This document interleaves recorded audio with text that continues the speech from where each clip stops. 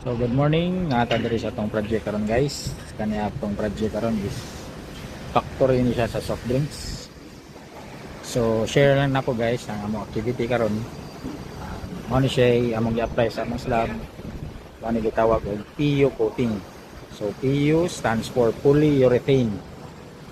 So kanya among i-apply guys para ni ma-enhance ang durability and strength sa among slab.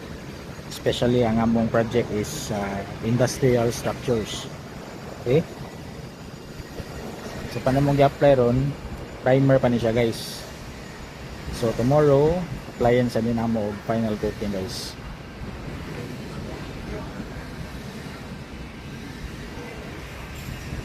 So tanan area dia guys, applyan na namo. Apil po na dia. Ito.